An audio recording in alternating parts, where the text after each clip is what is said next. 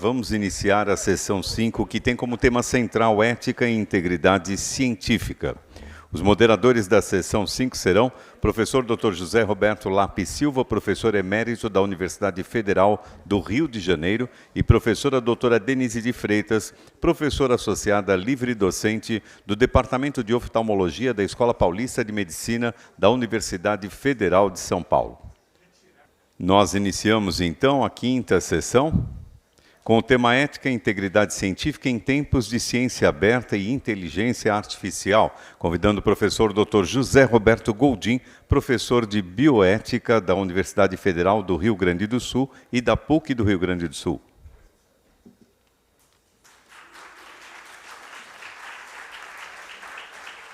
Bom, boa tarde. É um grande prazer estar aqui. Eu, quando estava preparando o material, me lembrei que nós estivemos discutindo esse mesmo tema em Salvador em setembro de 2019. E que foi um grande prazer naquela época, reunidos lá na Baiana de Medicina, para a gente discutir, avançar, num tema que a gente só tem novos desafios. Naquela época a gente discutiu ética e integridade em ciência aberta e agora nós acrescentamos, né, no convite que me foi feito para discutir inteligência artificial. É interessante a gente ver que, sexta-feira da semana passada, foi aprovada a nova versão da Declaração de Helsinki pela Associação Mundial de Medicina. Esse ano se comemora 60 anos da Declaração de Helsinki e a Associação Mundial de Medicina houve por bem fazer a reunião novamente em Helsinki e atualizar a declaração, que está basicamente com um formato muito semelhante a versão lá de 75, por ali. Teve algumas mudanças importantes, mas ela reitera uma coisa que foi colocada no painel antes das 3 áreas, da questão de dar uma apropriada educação ética e científica. Esse é um papel formal que nós, da pós-graduação, vamos ter que assumir diretamente. E que a integridade científica é essencial na condução das nossas pesquisas. Se nós formos pensar que agora nós estamos vivendo um período ainda um pouco indefinido da vigência da nova lei de pesquisa em seres humanos no Brasil, pela falta da regulamentação que ainda não foi, colocada em prática, que deveria ter sido já em agosto, essa questão aqui é central, porque a gente está numa situação de construir essa nova realidade. Uma declaração da própria Organização Mundial de Medicina, que é pouquíssimo citada, infelizmente, é a Declaração de Taipei, que é de 2016, e que se dirige claramente nessa área que a gente está muito preocupado agora, que é como é que a gente lida com bancos de dados e com biobancos. É uma declaração exclusivamente voltada para isso, e desde a essência eles dizem que ela é uma complementação da Declaração original de Helsinki. Muitos de vocês vão se lembrar, a Academia Brasileira de Ciência, em 2013, houve por bem publicar um documento excelente, extremamente atual até hoje, sobre rigor e integridade na condução da pesquisa, elencando esses princípios, obviamente começando com honestidade, confiabilidade, objetividade, imparcialidade, cuidado, respeito, veracidade e ressaltando, por último, a questão da responsabilidade. Responsabilidade que é inerente a qualquer ação humana. Qualquer um de nós que faz qualquer ato na ciência, obrigatoriamente é responsável. Nós podemos ser ou não culpados, isso é outra coisa. Isso é uma outra discussão. Mas alegar que isenção de responsabilidade, isso é fora de qualquer questão. E vocês veem, dentro dessa linha, se alguém for criticado, que foi questionado, o máximo que pode ser enquadrado em culpa é negligência, imperícia e imprudência. Deixar de fazer o que tem que ser feito, fazer aquilo que não está preparado e ir além do que uma pessoa razoável iria. E vocês veem, a quantidade de erros não intencionais, de falhas de delineamento, de erros de análise, falha de interpretação. Se vocês pegam as revisões sobre esse tema, os números são assustadores em algumas áreas. Tem áreas que nas revisões chegam a mais de 50% das publicações com algum desses erros não intencionais. Nós entramos num terreno muito delicado, que é quando existe uma prática propriamente dita. Vocês veem a questão do plágio, né? Campeia, solto, quando se desenvolvem novas ferramentas, nem sempre elas são tão práticas assim de ser utilizada. A questão da duplicação de publicações, que é um problema seríssimo, que continua. Basta vocês verem, entrem no PubMed, botem lá retraction, né? Vocês vão se assustar com o volume de dados de publicações que estão sendo retratadas. E a pior de todas elas é, sem dúvida nenhuma, a fraude propriamente dita, né? A pior fraude que eu conheço foi aquela do Yoshitaka Fuji, do Japão, que era aquele grande professor da área de anestesiologia, que demonstraram que os 20 últimos trabalhos dele eram todos com dados falsos, né? E esses dados continuam citados em muitos livros, se vocês forem ver. E óbvio que nós temos uma outra coisa que aí sim é terreno pantanoso, que é dificuldade técnica de repetir experimento, porque tem experimento que não dá para repetir, né? Tem coisas que não dá para levar de um laboratório para outro, que a coisa não vai dar exatamente igual. E às vezes o pessoal sai acusando por questão de integridade, quando tem que ser melhor visto. Problemas na revisão de artigos, a gente já conhece dezenas de situações, muitos de nós fomos envolvidos, de submeter um trabalho que o revisor depois pegou os nossos dados e publicou, né? Que é uma fraude terrível. A questão de problemas na editoração, de vocês verem direcionamentos de editoras progressivamente, cada vez mais, com caráter comercial, que a gente está vendo assustadoramente, se a gente for ver. E vejam que a fraude já estava descrita claramente, detalhadamente, nesse livro do Charles Babbage, que é de 1830. Em 1830, ele podia fazer parte de um comitê assessor da CAPES, né? Que ele podia estar ali preocupado. Olhem o título, Reflexões sobre o declínio da ciência na Inglaterra, né? Essa é a preocupação que nós temos, de que não caia nisso. Mas ele já fez isso em 1830. Num dos capítulos é que ele fez a definição de trimming, de cooking e de forgery, ou seja, de ajustamento de dados, de manipulação e a pior de todas, que é a falsificação. Quase 200 anos e a coisa continua campeando, né? Ou seja, como a gente tem dificuldade de implementar ações. Se vocês forem olhar documentos, a gente tem toneladas de documentos, mas as ações são muito poucas, se a gente for pensar.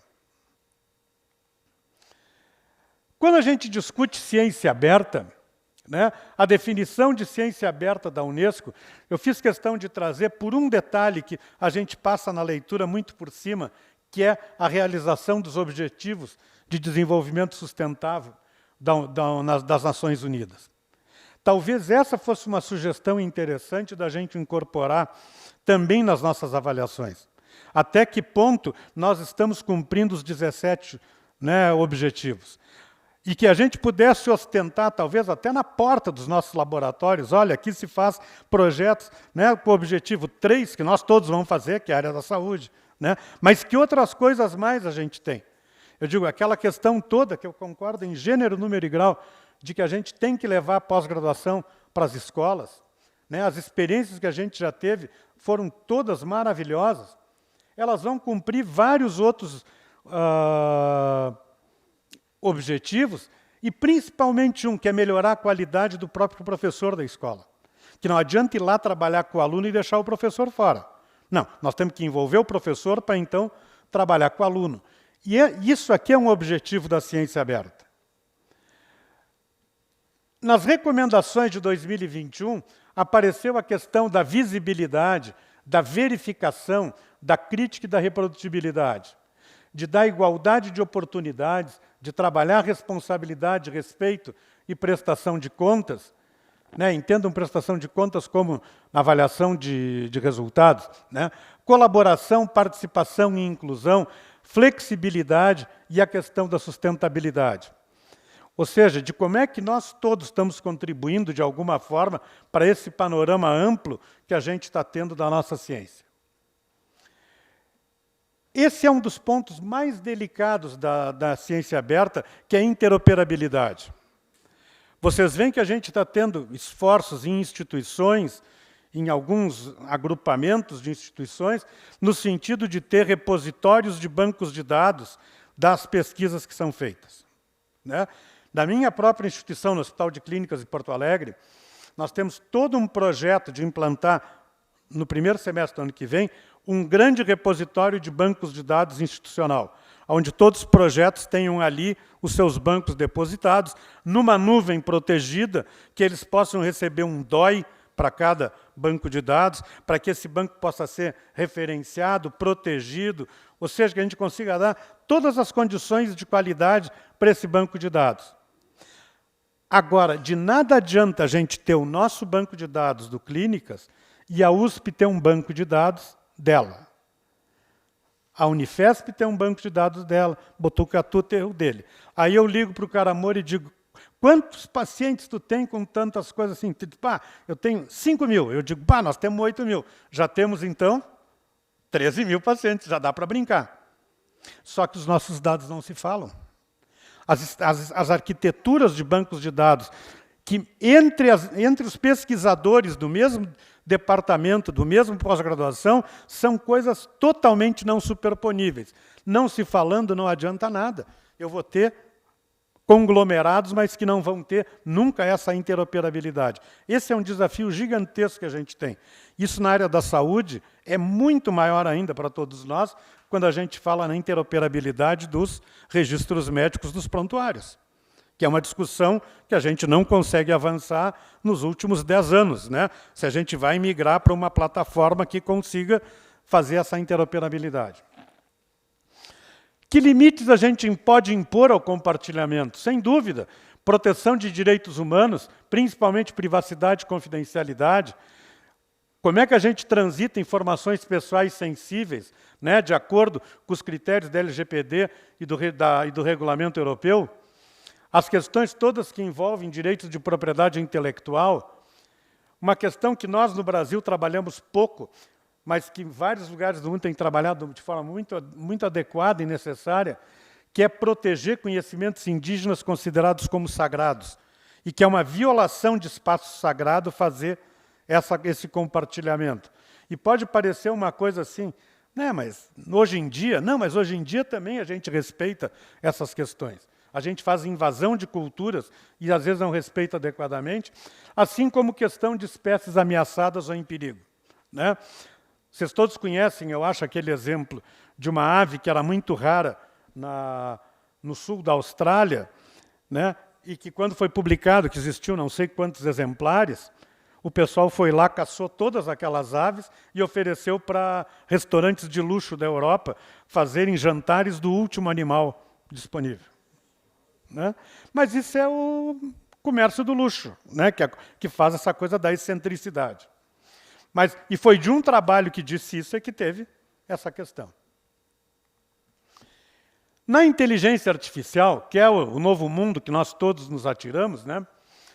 Ela começa com essa proposta de um projeto de pesquisa feita por um grupo de 4 pesquisadores maravilhosos, que era o John McCarthy, o Marvin Minsky, o Rochester e o Shannon, de 4 instituições comandados pelo McCarthy, que era do Dartmouth College, que pediu $12 mil para fazer uma pesquisa de 4 meses, uma imersão de 20 pesquisadores para discutir questões de computação.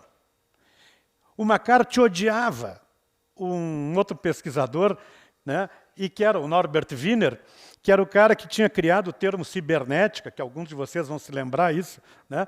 E o Wiener era o cara que falava da cibernética, ele queria fazer, disse, bom, se eu botar o termo cibernética no artigo, na proposta do projeto, não vão deixar de convidar o Wiener, não vão botar.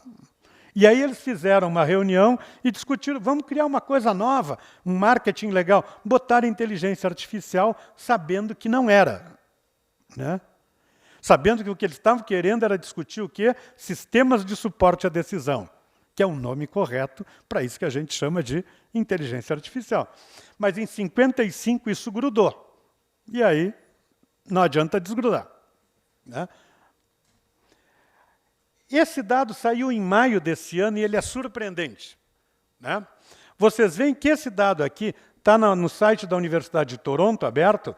É uma pesquisa de opinião pública, que eu discuto o termo, se ela é opinião pública ou se ela é opinião publicizada, que tem uma sutil diferença, né? Eu posso dizer aquilo, mas que não é obrigatoriamente a visão que o público tem. Ficou muito pequeno na projeção e ficou um pouco fora de foco, mas o Brasil está em segundo lugar, né? E vocês veem assim, os dados que o professor Cury apresentou de escolaridade são assustadores. E como é que com aqueles dados nós temos o segundo conhecimento de inteligência artificial?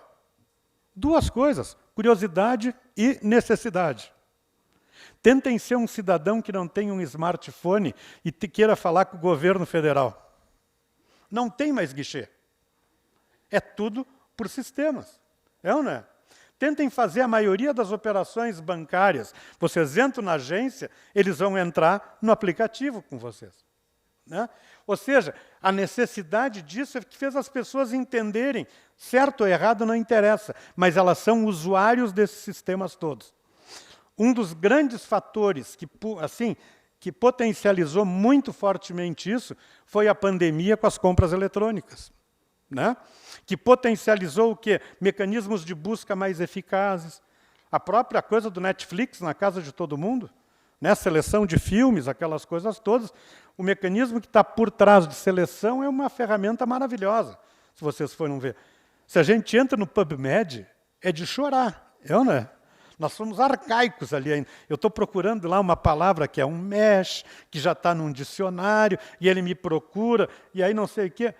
Experimente aquilo que eu disse assim, bota em retracted. A maioria que vai ver é retração de músculo, e não de artigo retratado, né? E se vocês botam retracted article, aí o cara diz assim, agora vai refinar. Não, ele vai chamar os mesmos quase.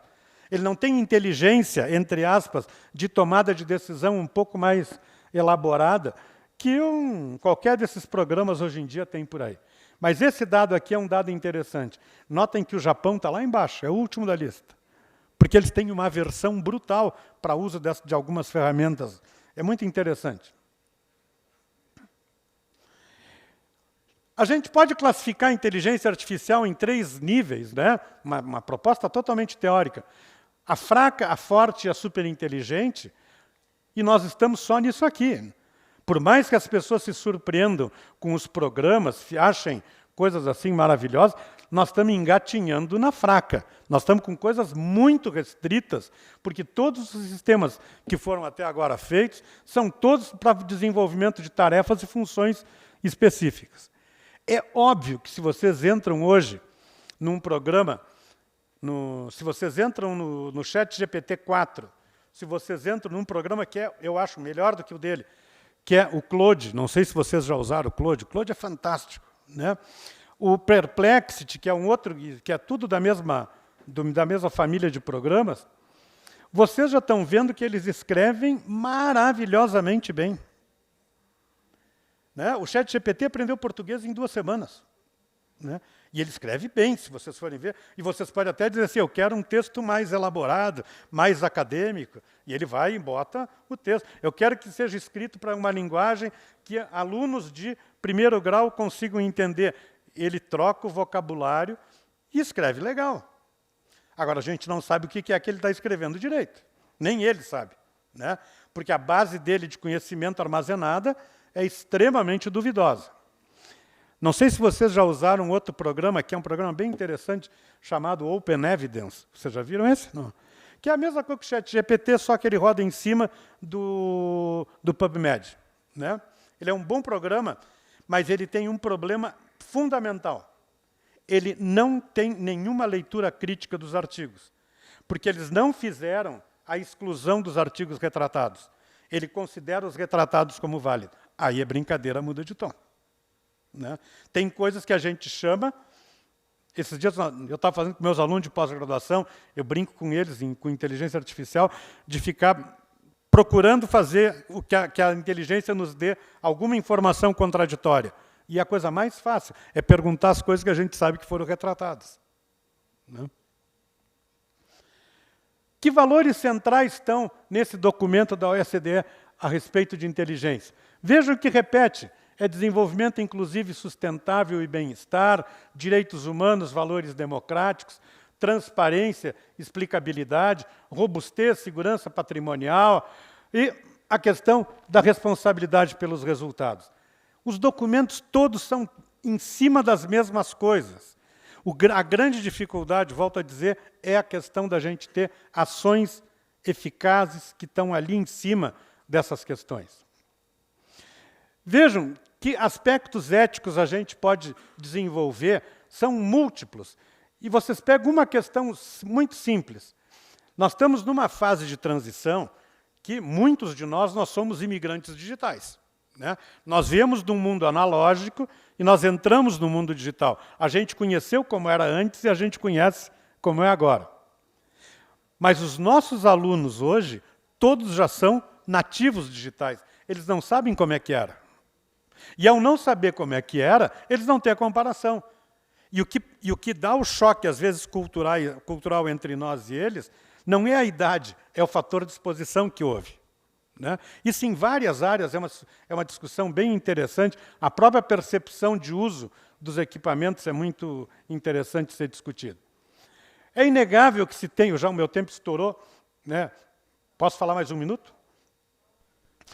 O benefício, né, que a gente tem associado é inegável. É só vocês pensarem em uma coisa tão simples quanto tradução de textos. Antigamente, para mim, era muito ruim. Quando eu entrava no PubMed, aparecia um texto em chinês.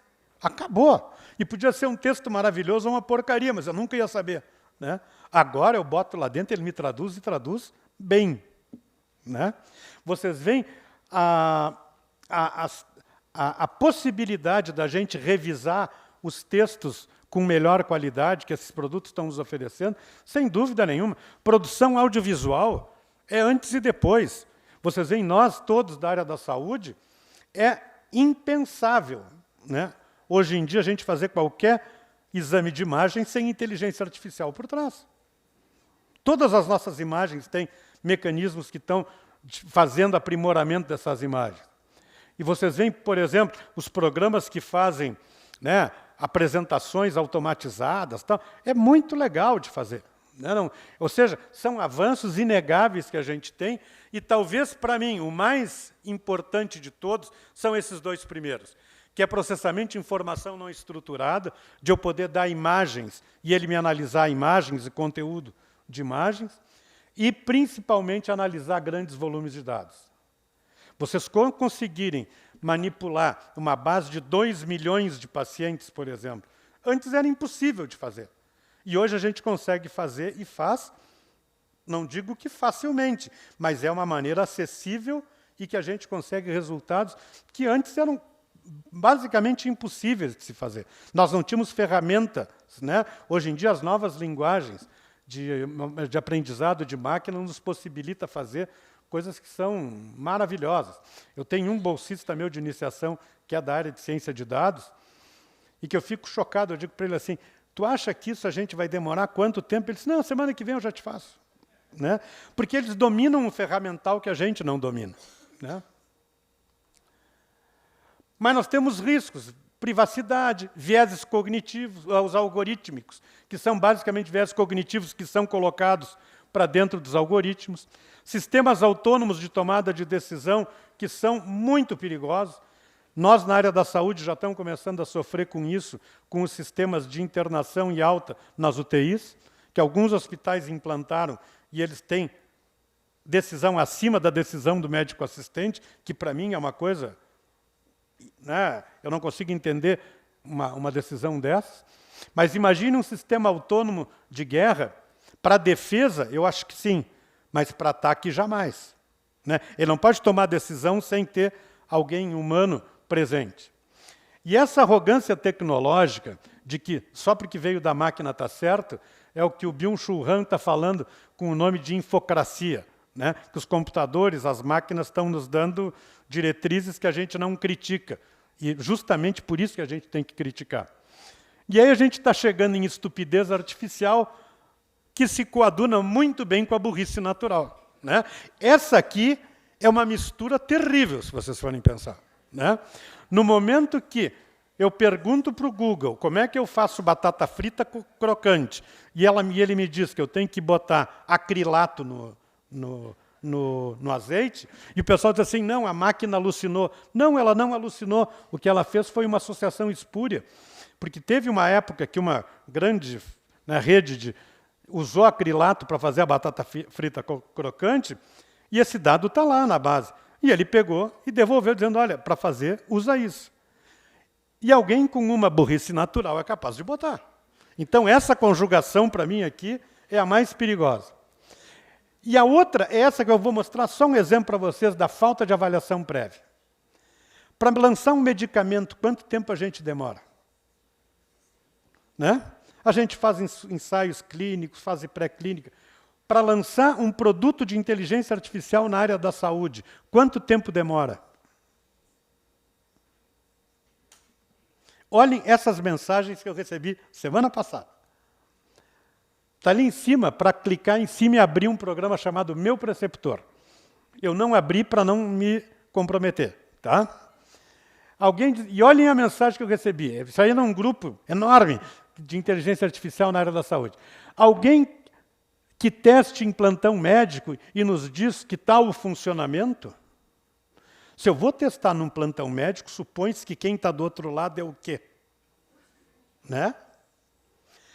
Aí uma pessoa que estava no grupo respondeu, enviarei para minha filha R1 de clínica médica. Né? E o programa se chama Meu Preceptor. Tá? Aí veio uma outra pessoa perguntando, qual é a ideia? É diagnóstico, tratamento, qualquer coisa? Dá referências? E quem postou disse assim, desconheço o recurso, foi enviado por colega em grupo de especialidade. O nome disso aqui é irresponsabilidade. É ou não é? E vocês veem, mas o programa está lá disponível e deve ter muita gente usando. Né? Isso é que me preocupa seriamente. Eu vou só mostrar para vocês uma coisa que é importante, que é isso aqui. Ó. Essa frase aqui do Samuel Johnson é 1759. Integridade sem conhecimento é frágil e inútil, e conhecimento sem integridade é perigoso e terrível. Querem coisa mais atual para a gente discutir ética, integridade, inteligência artificial e ciência aberta do que isso? Né? Ou seja, é indissociável a gente, quando fala sobre geração de conhecimento, falar de integridade. E quando a gente fala de integridade, tem que também pensar que tem que ter algum conhecimento útil para essas questões. Nesse QR Code, tem um capítulo de livro que a gente publicou agora, esse ano, que foi um livro bem legal, que saiu pela Springer, sobre tomada de decisão, né, na área do direito, e a gente conseguiu botar um capítulo sobre a decisão em área de saúde. É um livro que está todo aberto, uma das condições que o grupo todo nosso, quando se tornou para publicar, foi que a Springer disponibilizasse ele totalmente gratuito. Tá? Muito obrigado pelo convite, foi um prazer estar aqui com vocês. Nós agradecemos a participação do professor Dr. José Roberto Goldin. Prevenção e combate à má conduta científica é o nosso próximo tema. E nós convidamos a professora doutora Clarissa Maia, do Departamento de Imunofarmacologia da Fundação Oswaldo Cruz. Obrigada, eu queria agradecer imensamente o convite para estar aqui, para falar de uma coisa que eu gosto muito de falar, tenho dado aulas nas pós-graduações, tanto da Fiocruz quanto outras pós-graduações.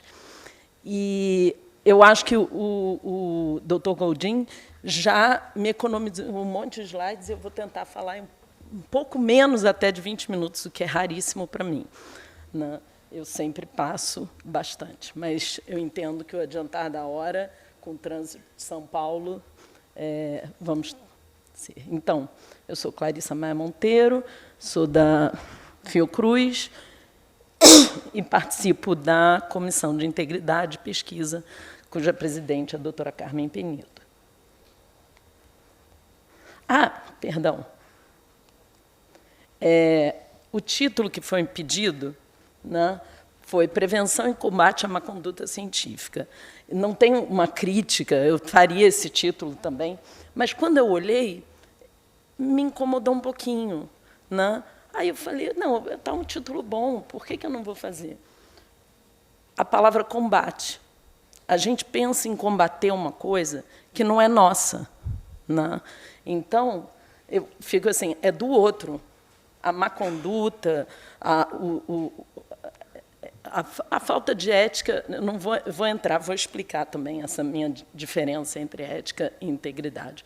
Mas eu não gosto, principalmente quando eu estou dando aula para os alunos, de começar com uma coisa que é um combate a uma má conduta. Então, você começa a falar pelo lado negativo, né? Então, o meu título melhor, né, seria Promoção da Conduta Responsável em Pesquisa, que é o termo que tem se entendido internacionalmente como que abarca todas as questões éticas e de integridade na pesquisa científica.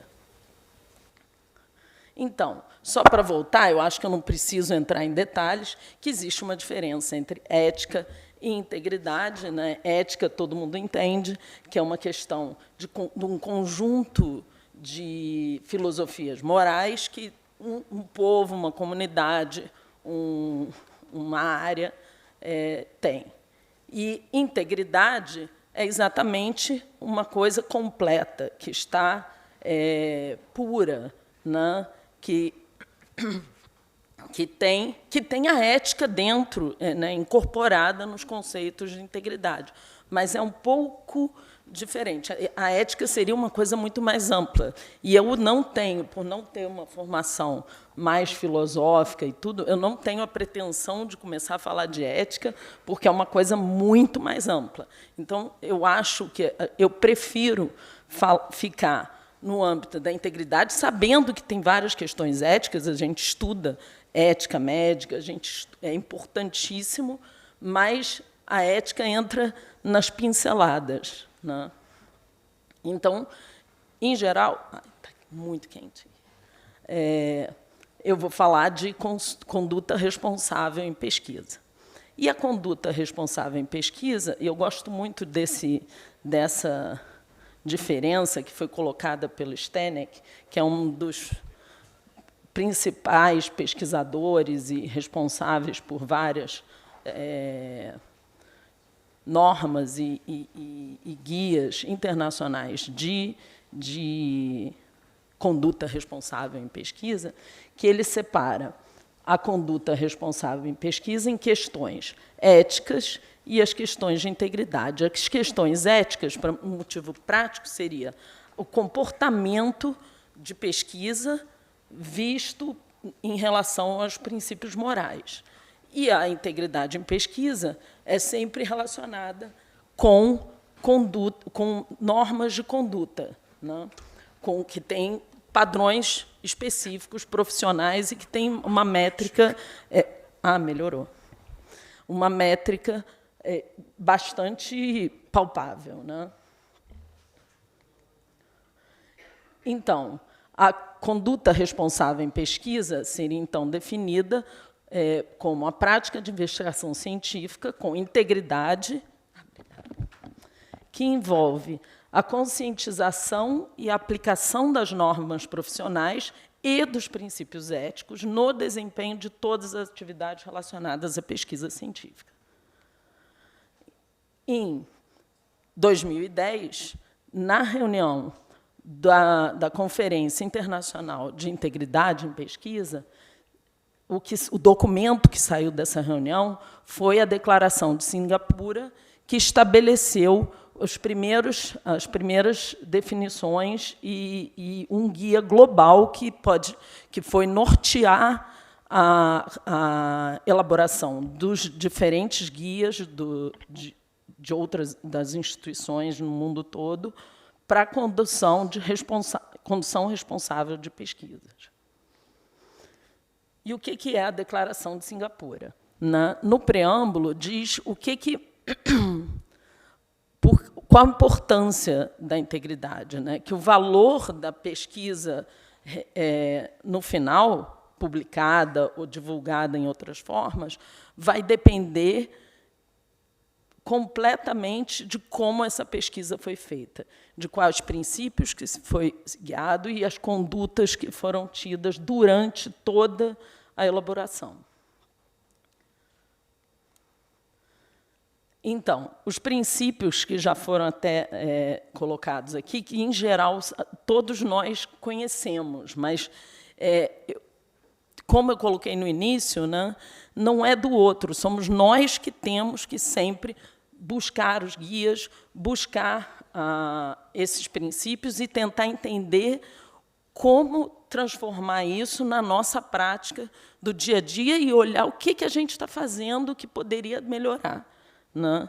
E que pode estar implicando numa quebra de integridade. Então, os princípios são honestidade, responsabilização na condução da pesquisa, respeito e imparcialidade,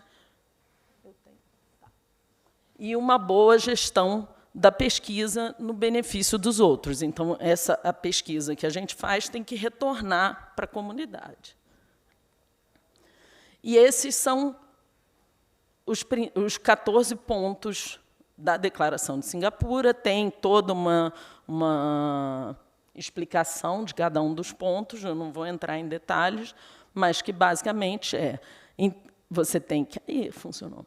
Agir com integridade, cumprimento das regras, usando métodos de pesquisa, documentação correta da pesquisa, cuidado com os resultados, com a autoria, com agradecimentos, revisão por pares, e todas as questões, inclusive as considerações sociais, fazem parte de uma pesquisa com integridade, né? Então, vocês podem ver que aqui tem conceitos éticos e os conceitos de integridade na condução da pesquisa. E muito importante, que vem se discutindo durante o dia aqui, em todas as pós-graduações, sobre as considerações sociais e a importância que essa pesquisa vai ter para a população. Bom, e, a partir da Declaração de Singapura, como eu disse, foram elaborados outros códigos de conduta, europeu, aqui da Holanda, que eu estive trabalhando na Holanda, por isso eu tive mais contato com esse código. A Fiocruz tem um guia de integridade, que foi feito a partir da Comissão de Integridade em Pesquisa da Fiocruz, que também segue os mesmos princípios que na Declaração de Singapura.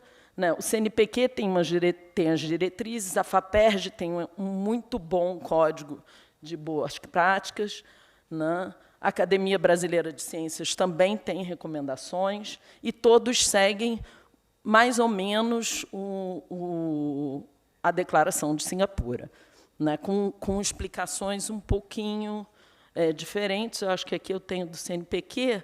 O do CNPq é bastante focado na publicação científica, não entra muito nas questões pré- e pós-publicação, mas é bastante focado nas publicações científicas, e eu acho que ele precisa até ser revisto em alguns pontos, porque, inclusive, essa citação aqui de que todos os autores são responsáveis pela veracidade e idoneidade do trabalho, cabendo ao primeiro autor e autor correspondente responsabilidade integral, e que os outros atores teriam responsabilidades em suas contribuições individuais. As revistas e todos os processos de retratação, hoje em dia, consideram que, se você é coautor, você é responsável pela integralidade daquele trabalho. Não adianta dizer, não, eu nem conheço direito o professor Lapa, eu vou lá, vou fazer um experimento, entrego para ele o resultado, eu não tenho nada a ver com o que ele fez de errado. Tenho, sim. Se o meu nome vai estar lá, eu tenho que ser responsável por todo o conteúdo daquele trabalho. Aqui é um pouquinho do Código de Boas Práticas Científicas da FAPERJ, que é bastante completo. E o que, então, tem que basear a gente em relação ao pesquisador, quando está fazendo uma colaboração, quando está fazendo uma publicação, em relação a tudo isso. Os princípios iniciais são... A gente espera que tenha honestidade e transparência nessa condução, né? E, como autor, né, você tem que ser rigoroso na análise desses resultados e na divulgação desses resultados, né? Isso é o princípio. A gente faz pesquisa confiando, né? E, por isso, a gente tem que colaborar com pessoas que a gente saiba que estão de acordo e que têm conhecimento desses códigos de integridade. Mas a gente começou por aqui, né? Nas boas práticas. A gente não estaria aqui se todo mundo estivesse trabalhando sempre aqui e não tivesse nenhum problema, não precisaríamos estar discutindo isso. Mas, infelizmente, existem os casos de fabricação, falsificação e plágio, que é bem mais fácil de entender, né? Quando tem fabricação, alguém pega e cria um resultado que nunca existiu, né? A falsificação, você pega um resultado que você teve, falsifica, ele modifica de acordo com o que você pretende divulgar, e plagiarismo é quando você copia. O problema maior, na verdade, que é a grande maioria do problema e da desconfiança que se tem nos artigos científicos publicados hoje em dia, são as práticas questionáveis, né? As práticas questionáveis, aí é que entramos todos nós, né? É por isso que eu cheguei e troquei aquele título, porque eu já fiz, vários de vocês, eu tenho certeza absoluta que são ótimas pessoas, que têm ética, que têm a melhor das intenções, mas que já fez alguma prática questionável, né? E nisso aí a gente pode trabalhar, nisso aí a gente pode olhar e ver, putz, eu separei aqueles dados em 2 artigos e não era o ideal. O ideal seja que eu junte os 2 trabalhos e que publique um trabalho mais completo, né? Putz, eu peguei aquele resultado que eu não estava entendendo, que estava o tempo todo, não estava ajudando na minha hipótese, e deixei ele de lado porque eu não estava conseguindo encaixar no artigo para ficar bonitinho, para mandar para a revista, né? Então, o que a gente faz com esse dado? Não é só, não, viu, você não pode esconder nunca. Não, obviamente, você tem que contar uma história que faça sentido. Você não pode jogar um monte de resultados que você não consiga explicar num trabalho. Mas a gente tem que ser mais permeável a receber os artigos e receber esses dados que não fazem muito sentido, né? Os dados negativos, que não comprovam a hipótese, né? Porque, se você vai escrever um relatório, vai falar, olha só, eu pedi 100 mil reais, 500 mil reais, e fiz tudinho, bonitinho, só que eu não cheguei, a minha hipótese era X e não deu, minha hipótese não é verdadeira, e esse foi um trabalho ótimo. Você teve uma hipótese, você fez os experimentos corretamente, e essa hipótese não é verdade, mas tudo bem.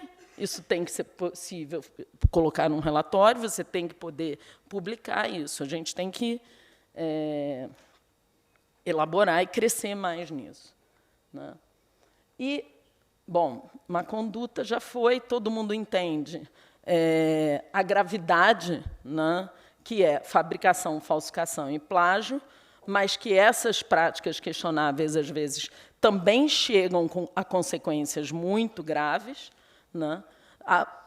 Aqui eu coloquei só para acordar as pessoas e tentar puxar um pouquinho. Para quem não conhece, esse é o Andrew Wakefield, que foi um médico, que esse é realmente uma fabricação de dados.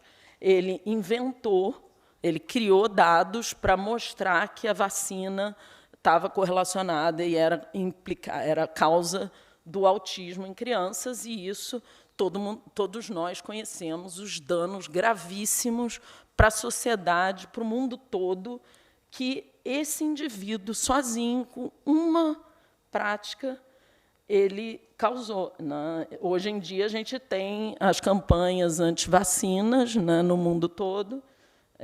Infelizmente, no Brasil, essa coisa, nos últimos anos, foi absurdamente suportada por vários médicos, inclusive. Né? E o que a gente tem é que a desconfiança das mães, dos pais, né, cresceu na mesma medida que a vacinação para sarampo caiu. E agora, esses são dados de 2017, mas isso já aumentou. Né?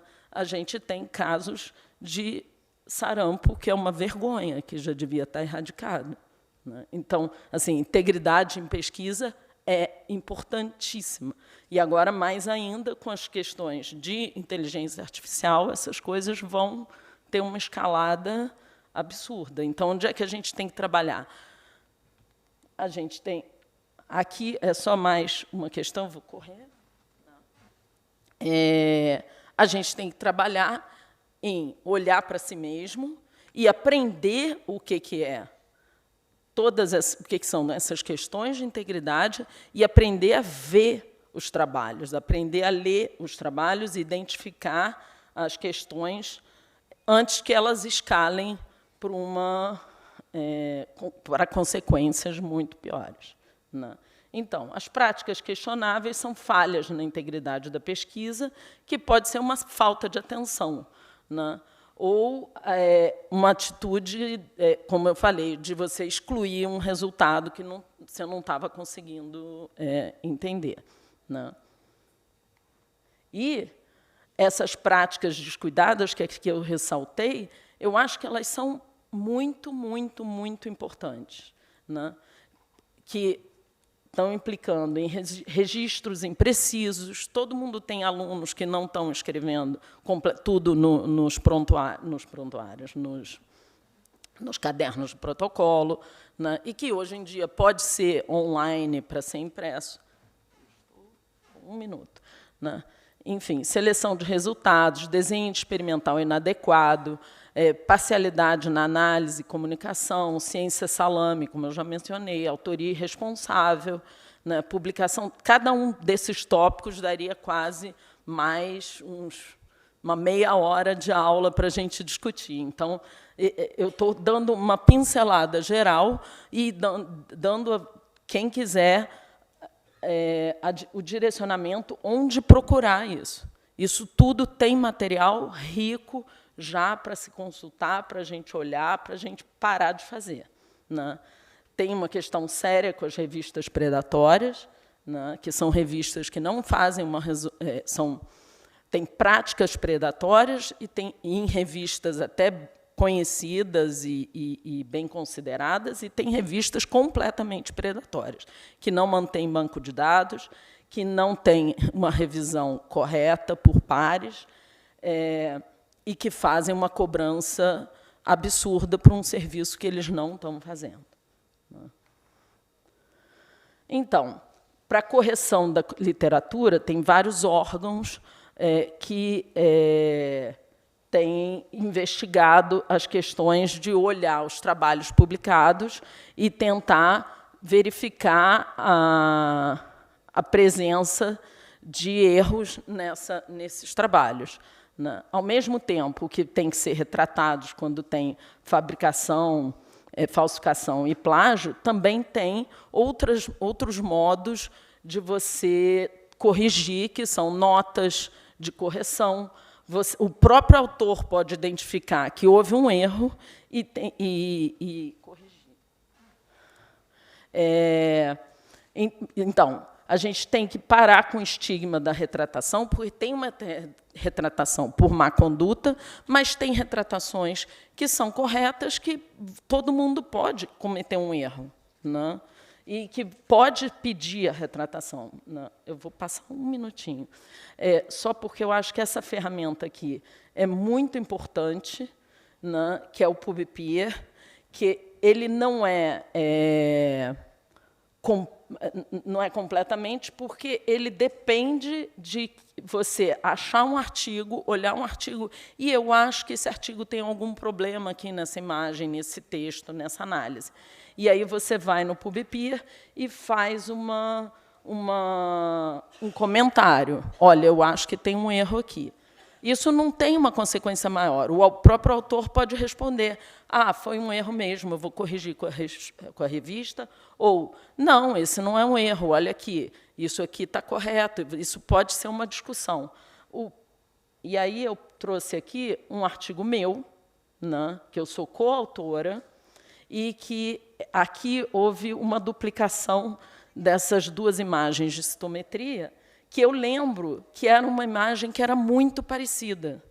E aí, quando eu ajudei a montar o artigo, mas quando foi feita essa figura, a primeira autora e a última autora, elas muito provavelmente montaram todo esse esqueminha com as setas e tudo, e esqueceram de trocar o controle para o outro tecido adiposo que foi analisado. E aí, alguém, que aqui é anônimo, pontuou que nesse artigo ficou, no final, a figura duplicada. Eu mesma fui lá e respondi que eu não era a última autora, e nem a autora correspondente, mas que eu já tinha visto essa figura, que a figura correta existe, né, e que eu iria entrar em contato com as autoras que detinham o resultado dessa citometria, para que elas fizessem a modificação. Tudo isso é muito demorado, né? Mas qualquer um de nós pode entrar lá no PubPeer, instalar esse plugin, e aí, em toda busca que você fizer no PubMed, vai aparecer uma faixa aqui. Olha, aí eu fiz uma busca no meu nome, e aparece em cima da página que tem um artigo que foi questionado no PubPeer. No PubPeer pode ter até elogios, né? Pode ter até um comentário positivo sobre o seu trabalho. No caso aqui, não era. Mas, e aí, embaixo do trabalho também aparece uma banda. No Lattes também aparece. Aparece em qualquer site que tiver um artigo com um questionamento, vai aparecer. Então, eu recomendo fortemente, porque isso ajuda que a gente pare de citar artigos que são realmente muito questionáveis. Você pode olhar lá e falar: ah, não, a Clarissa botou lá, tem um artigo só, esse existe. Então, você pode optar por confiar no trabalho, né? Ou, se tiver um trabalho com 5, 6 figuras e 3 delas estão completamente questionadas, você já vai falar: não, então não dá para confiar nesse trabalho, né? O outro site que tem, eu vou acabar, é o Retraction Watch, que tem várias matérias sobre retratações, e você pode fazer a busca, e aqui eles tem um database, que no database vocês conseguem fazer uma busca por autor ou por título do trabalho, né, ou por tipo, ou pela revista, e ver todos os artigos retratados, já retratados ou com expression of concern. E uma coisa bastante positiva que a gente viu aparecer com o coronavírus, quer dizer, é negativo, que teve retratações muito rápidas, o que é grave, né, que tenham feito artigos falsos numa situação tão dramática, mas que as retratações foram muito rápidas, porque uma retratação pode demorar 10 anos, 20 anos, ou não acontecer, e a gente continuar citando. Por isso, o PubPeer é interessante, porque você pode ir lá e ver se o artigo, mesmo não estando nada na revista de retratação, você pode já ver se tem gente lá questionando, né? E, bom, aqui eu não vou falar, porque é a parte de avaliação da pesquisa, né, depois, que também entra na área de integridade, né, mas que já tem também princípios e manifestos de tudo isso que se vem falando, que todo mundo falou super bem hoje, né, sobre a valorização da avaliação menos quantitativa, menos só contagem de produtos, né? Então, aqui, o que eu queria falar é que, assim, só adicionar, já que eu estou aqui de frente com vários responsáveis por pós-graduação e na área da CAPES, que eu acho que aqui a avaliação de pesquisadores baseada em práticas responsáveis, eu acho que isso tinha que entrar em toda avaliação. Os pesquisadores estão envolvidos na pós-graduação com disciplinas de integridade ética. As pós-graduações têm disciplinas obrigatórias. Eu acho, meu sonho de consumo é que todas as pós-graduações tivessem uma disciplina, mesmo que fosse um dia, leitura do código de pesquisa da instituição, né? Que todas as pós-graduações tivessem uma disciplina obrigatória de práticas responsáveis em pesquisa. Isso ia minimizar muito os problemas que a gente encontra no final com as teses. Bom, aqui é só mais uma questão, uma propaganda do BRISP, que é o Brazilian Meeting on Research Integridade, em pesquisa, ciência, porque ali entrou um erro, ciência e ética na publicação. Isso vai ser em dezembro, 5 e 6 de dezembro, no Rio de Janeiro, né, e já é o 7º BRISP. E obrigada. E só para colocar o disclaimer, eu contei com a colaboração da doutora Carmen Penido para a elaboração dessa apresentação.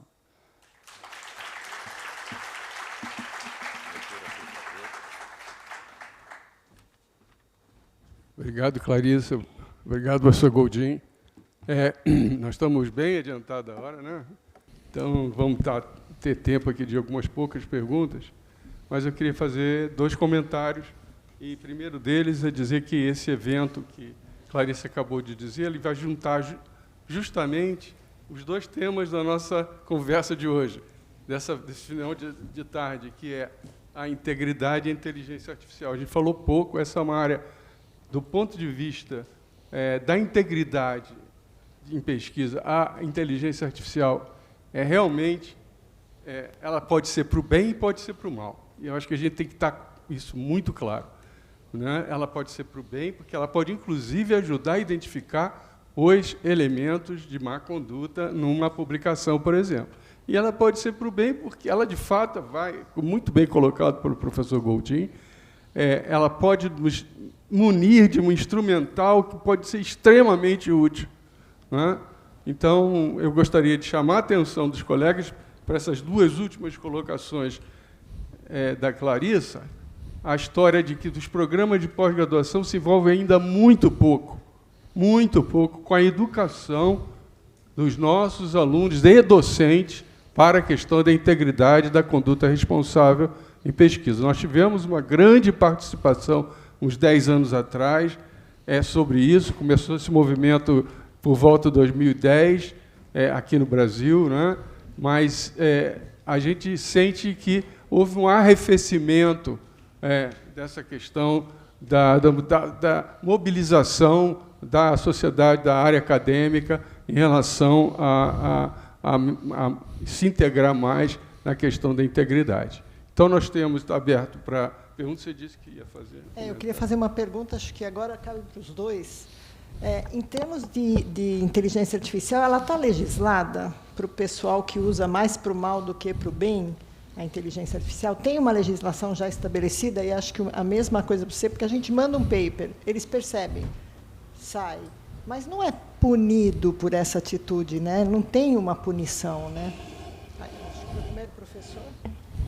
Bom, já tem na Europa, atualmente, já tem um regulamento que é semelhante ao regulamento de proteção de dados, que é especificamente para a inteligência artificial. Nós temos, no Brasil, um projeto de lei que está tramitando, que também já tem essas questões, mas eu te digo o seguinte, no marco legal vigente, a maioria dessas questões se enquadraria. Entende?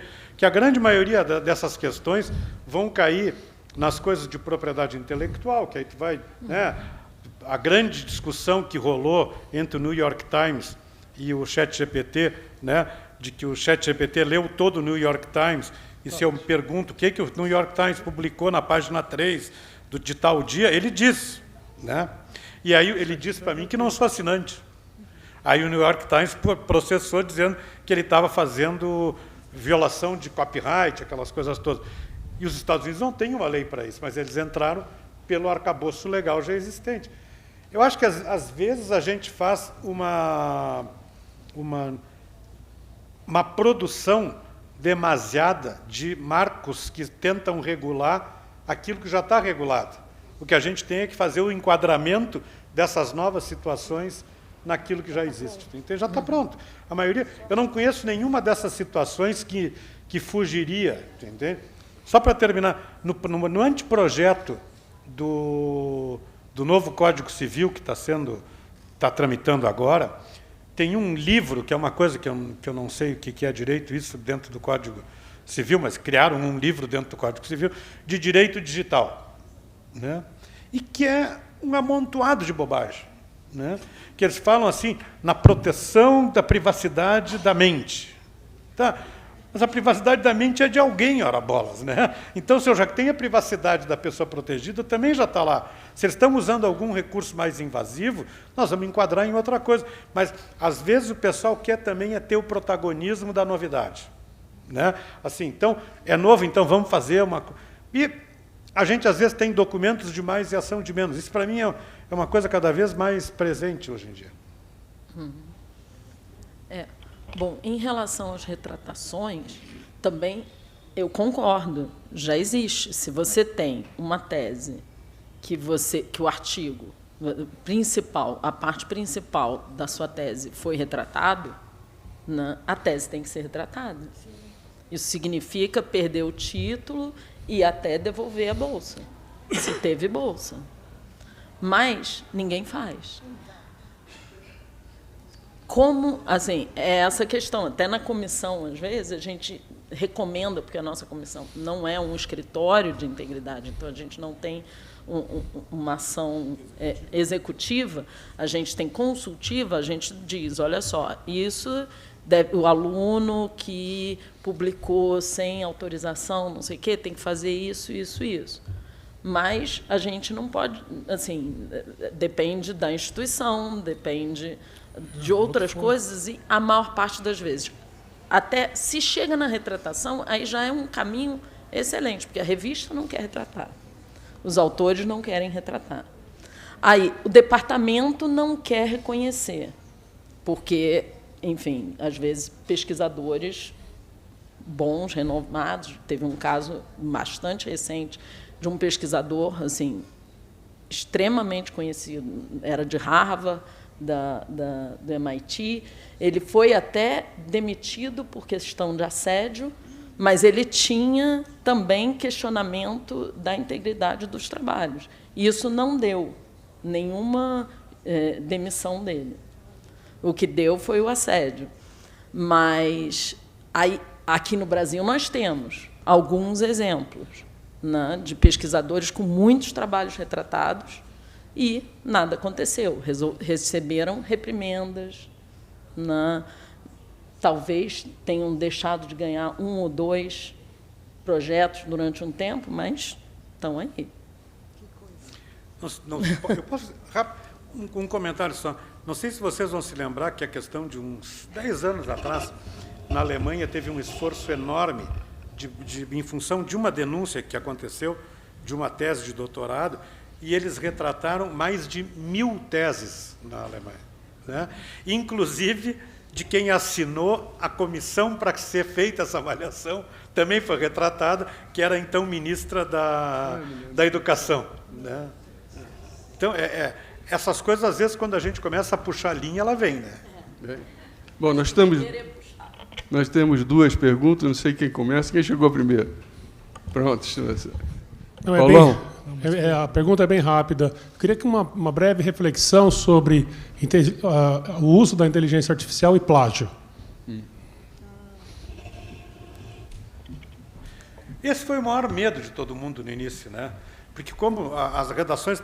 Mas não é diferente, entendeu? Aí Tu vê aquelas coisas assim, de usar ferramentas velhas, né? De assim, não vou mais receber o trabalho de aluno digitado, que seja entregue à mão. Não previne nada, né? Várias universidades americanas proibiram, botaram nas redes o bloqueio do ChatGPT. Isso é negar a realidade, entendeu? E talvez seja o mau uso. Eu acho que o que a gente tem, eu concordo claramente, nós temos que aprimorar os mecanismos de controle, sem dúvida. E eu acho que vários de nós já se depararam com situações muito constrangedoras, né? Em teses, em dissertações, que vocês detectam que tinham coisas ali que eram inadequadas, vocês falam com o orientador, vocês falam às vezes com o coordenador do curso, e o pessoal fica botando uns panos quentes. Eu acho que a gente teria, eu concordo com essa tua sugestão, de, primeiro, ter uma coisa educativa mais forte, e, segundo, de colocar também mecanismos talvez um pouco mais claros para todo mundo. Eu acho que aí entraria um papel de que a CAPES poderia ter um documento de integridade, né, que todo mundo se comprometesse formalmente, ou seja, né, tipo o juramento lá do Hipócrates, o aluno entrou na escola, jurava lá perante aquele troço que ele ia ser um bom médico. Ele vai ter que ser um bom pesquisador. E os professores também, né? Não basta só todo mundo dizer, não, nós não, os alunos é que tem que fazer. Não, aí a comunidade toda tem que fazer isso aí. Mas eu acho que plágio é um negócio seríssimo hoje em dia, né?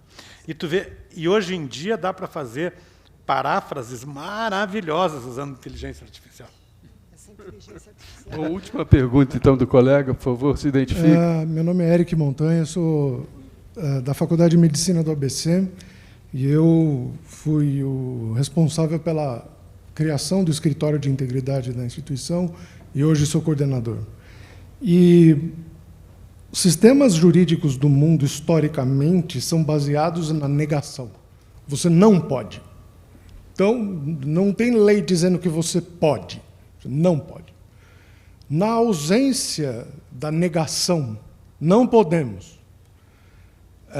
A gente não está sempre refém da expectativa meio olímpica de que a gente vai educar. Educaremos. A proposta é educar e não sei o quê, mas sem punição não começamos a usar cinto de segurança, respeitar dia de rodízio, e quem é do tempo do imposto de renda que ficava atrasando, até o dia que não atrasaram mais e veio a multa. Se existe amparo legal para penalização institucional? Essa é a minha pergunta. Haveria amparo legal para que a gente criasse mecanismos punitivos? Você ensina, avisa, até que na recorrência o cara... Bom, agora aplicaremos penas. Em caso de quê? Em caso de uma má conduta. Uma má conduta e Plágio, por exemplo? em ambos os casos.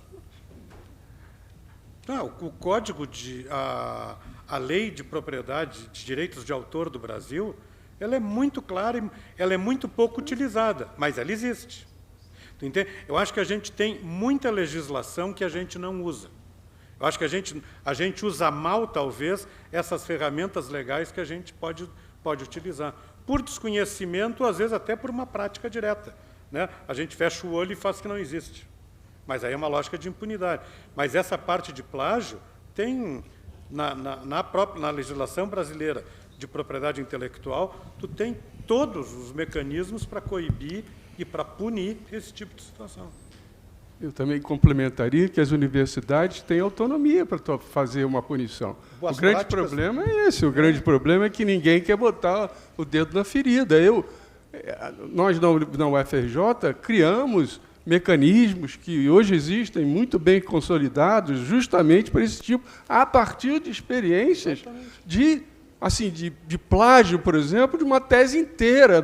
Nessa época eu estava dentro do CEPEG, que é o órgão de pós-graduação superior da UFRJ, e, assim, eu fui presidente dessa comissão. Nós demitimos, quer dizer, a pessoa teve que retratar a sua tese.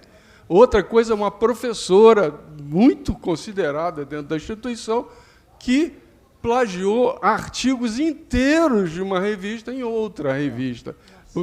Eu fui de novo presidente dessa comissão, e essa professora foi demitida do serviço público. Demitida. Agora, a justiça no Brasil serve também para a correção desses problemas. Ela retornou ao UFRJ com um mandato de segurança, ganhou na última instância, etc. E nós temos que acatar a decisão da justiça. Mas ela passou pelo constrangimento de ser demitida formalmente pelo UFRJ. Então, existem, sim, mecanismos claros de punição, sem os quais você tem toda a razão. Esse sistema não vai para frente. Eu sei do adiantado da hora, mas eu acho que é um aspecto absurdamente atual. E o que o professor Lapa acabou de comentar é uma coisa que já existe, todos nós temos exemplos, eu tenho vários exemplos lá de Ribeirão Preto, em que a detecção do plágio é feita por ferramentas antigas, que você consegue identificar a fonte, mostra que aquilo ali é plágio, né? Principalmente de publicações. Mas tem um aspecto que nós, agora, como gestor da FAPESP, nós estamos discutindo isso quase toda semana, a questão, na verdade, não só da questão do plágio, mas como o uso da ferramenta para estruturar pareceres, por exemplo.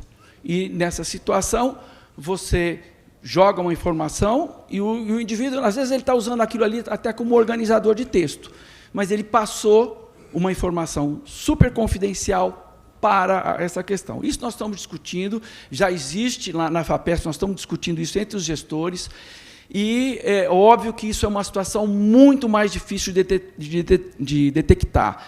O professor Zé Roberto comentou a questão de você, que o ChatGPT ele faz parafrases muito elegantes, e aí você não consegue, isso eu já fiz várias vezes, inclusive em textos, você joga o texto para o próprio ChatGPT e pergunta, isso aqui é plágio?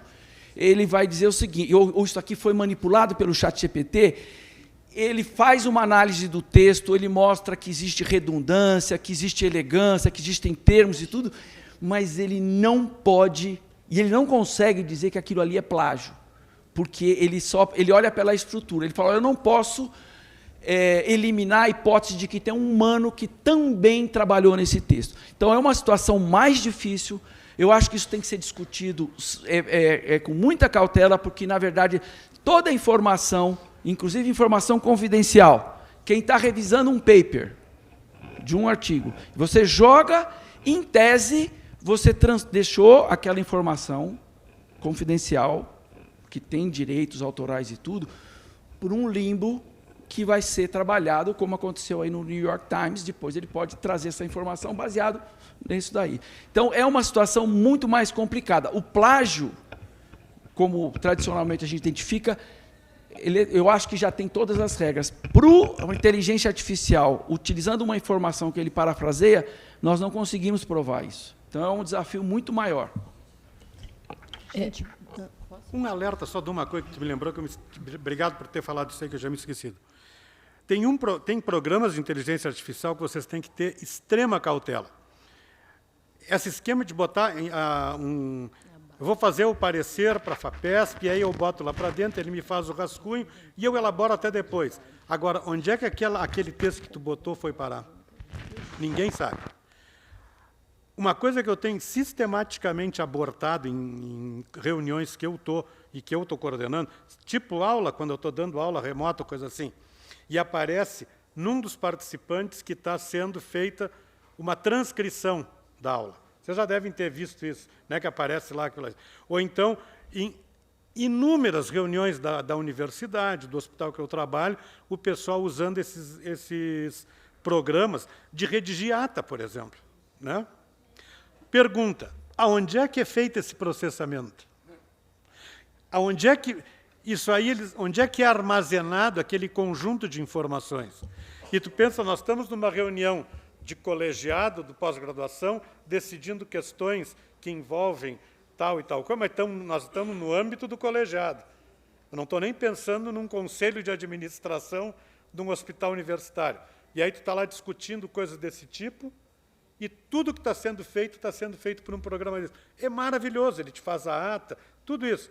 Agora, onde é que ficou aquele conteúdo? E aquele conteúdo aparece lá. Dr. Caramori disse, Goldin falou, Lapa, né? O Lapa retrucou. E está tudo lá. Agora, e onde é que está? Não sei.